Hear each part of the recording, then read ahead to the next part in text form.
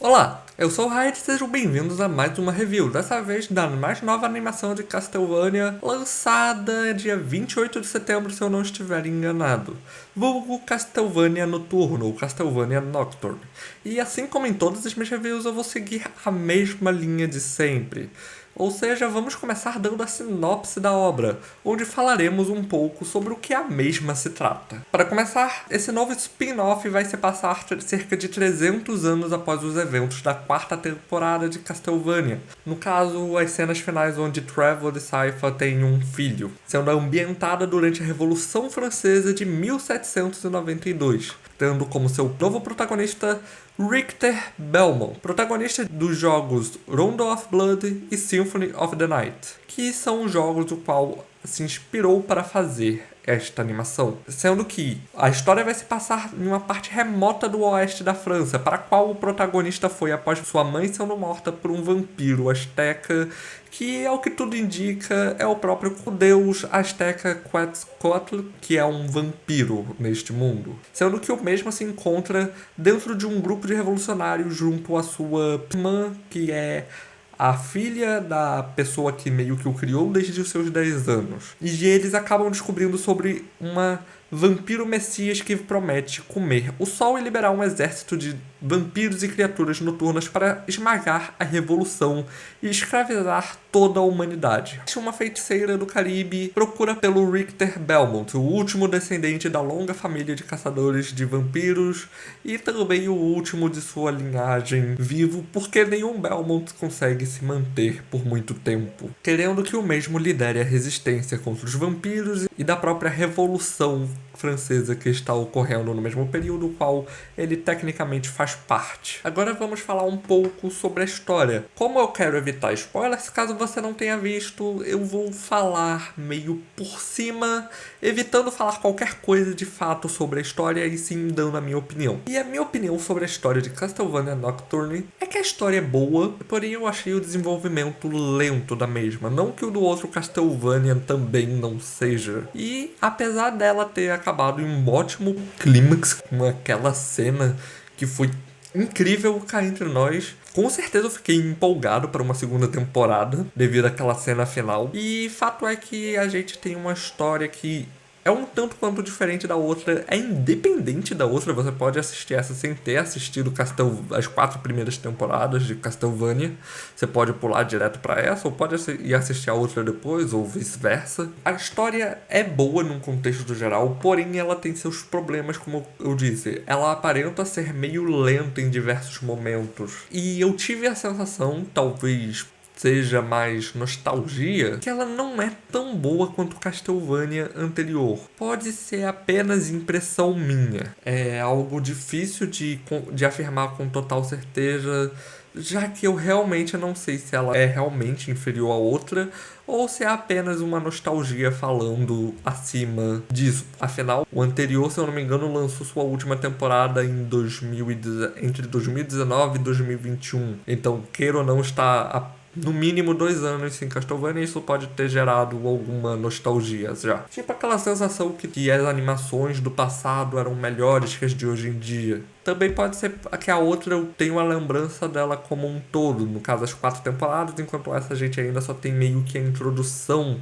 da animação. Mas ainda assim eu achei a mesma boa e achei uma ótima introdução para essa história, já que a gente já teve inclusive bastante desenvolvimento por parte dos personagens, apresentação tanto dos vilões principais quanto dos principais heróis, e inclusive eu gostei de vários personagens, o que nos faz ir direto para falar deles, os personagens principais ou que tenham alguma relevância. Começando por Richter Belmont, o último de sua linhagem que viu sua mãe morrer quando tinha 10 anos e foi para a França. Particularmente, eu acho que ele não é um protagonista tão carismático quanto o Trevor era. Porém, ele não é necessariamente pior que o Trevor. Ele só é diferente do mesmo. As propostas são diferentes. Afinal, ele foi traumatizado desde a infância e tem a capacidade de utilizar magia, por mais que tenha perdido a mesma. Obviamente, em algum momento ele vai recuperar, em algum momento de necessidade, em uma cena a lá protagonista de shonen ganhando um poder novo para vencer os vilões. E assim, ele foi um personagem que recebeu um grande desenvolvimento. Inicialmente, meio que ele passou de alguém que não queria muito ajudar para alguém que queria, inclusive tendo um momento que ele foge do vampiro que matou a mãe dele devido ao extremo medo e pavor, tendo um ataque de pânico ali na hora devido ao seu trauma de quando tinha 10 anos. Afinal, ele muito provavelmente não esperava encontrar um vampiro asteca que vive na América do Norte na França durante a Revolução Francesa. Realmente é algo que eu diria ser inesperado, pelo menos. Mas bom, vamos partir para outros personagens. Indo agora para Maria Hennard, filha da mulher que criou Trevor após sua mãe ser morta. Ela é uma revolucionária que está lutando meio que pelos direitos do povo e dos escravos, da população, digamos assim, contra a aristocracia daquele mundo. Meio que sendo a representação dos revolucionários da época na animação. Junto, claro, do Trevor, que, queira ou não, ajuda ela lutando contra os vampiros e a protegendo dos mesmos, por mais que ela saiba magia de invocar alguns animais. Ela é uma personagem que eu não tenho nenhum paralelo de representação dela na outra série, afinal, ela obviamente não é quem vai ser a parceira romântica do protagonista, então dizer que ela seria o equivalente da Sypha é um tanto quanto complexo. O que nos faz ir para a que vai ser a parceira romântica do protagonista e, inclusive, é quem é o par dele nos jogos. Annette, que aqui foi retratada como uma ex-escrava do Caribe com poder, basicamente, de controlar a terra e o metal. Algo que eu particularmente gostei foi meio que essa expansão para explorar outras culturas que não só a europeia, com ela tendo poderes basicamente de divindades africanas. Inclusive isso ocorre com outros personagens também, como por exemplo o vampiro asteca, que eu mencionei antes, ou até vampiros russos. Sinceramente é algo que eu acho interessante, essa expansão para mais culturas e não se manter apenas na Europa, como ocorria bastante nos jogos no passado. Apesar de nos jogos mesmos terem alguns personagens que meio que eram dessas outras culturas, por mais que não fossem muitos. Mas enfim, é algo que eu gostei. Esse aumento, digamos assim, no universo de Castlevania, né? Já que está expandindo para mais culturas e não se mantendo só em um pedaço do mundo, mas expandindo para outros espaços do mundo. Afinal, obviamente, é um mundo como o nosso, só que com vampiros e magia. Então, a Rússia existe, a Ásia existe, a África existe, o Brasil, a América, tudo isso existe. Então, expandir para essas culturas é algo interessante de se ver. E a personagem, eu também achei ela menos carismática do que a Sypha, porém eu achei o desenvolvimento dela e o arco dela, de personagem dela bem interessante.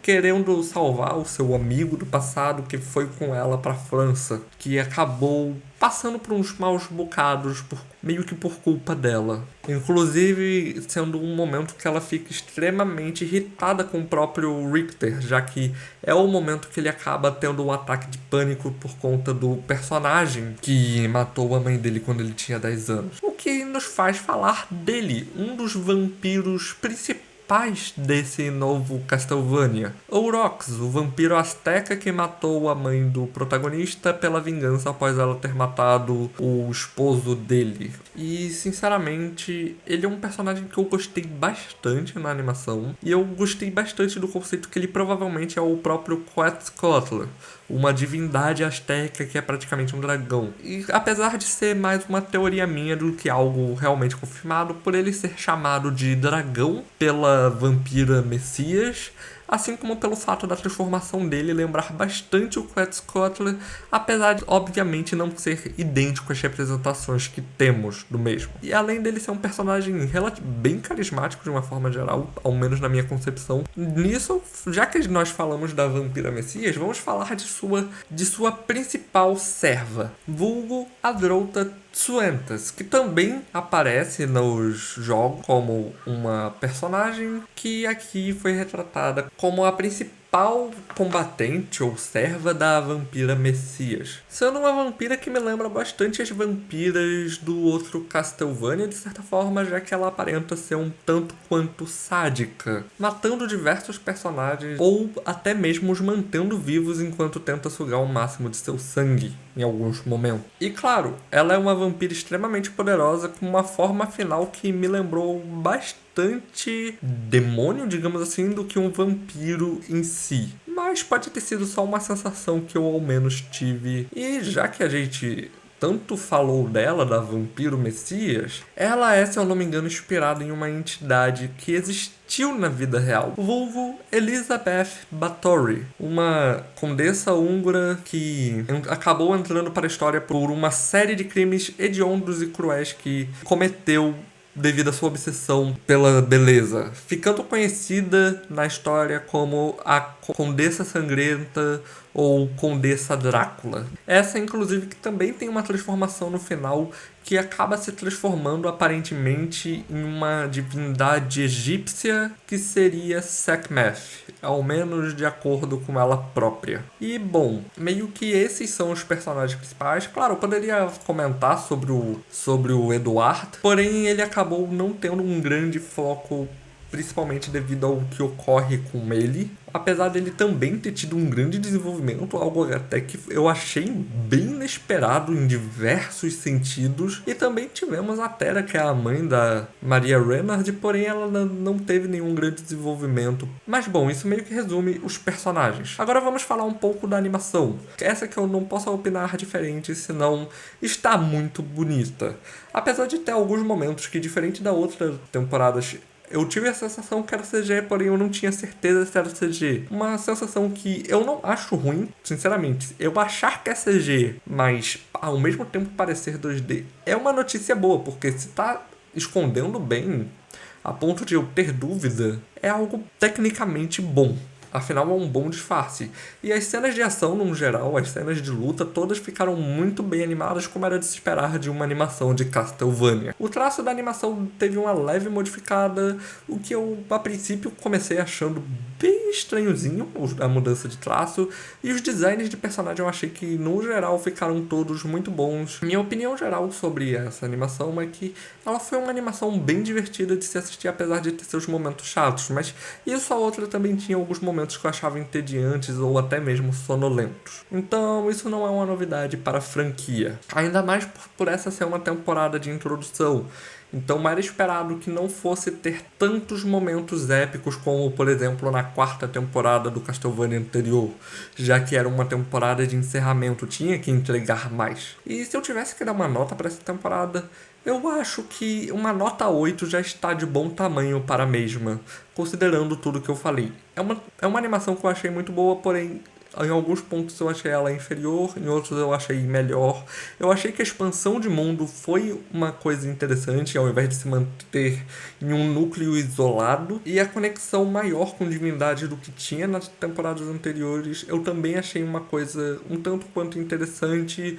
E se eles fizerem direito, pode acabar dando em algo muito divertido. Contudo, agora é esperar pela próxima temporada, para a qual eu estou bem ansioso, já que aquele final não podia causar um sentimento diferente. Mas bom, essa foi a review. Eu espero que vocês tenham gostado e nos vemos na próxima.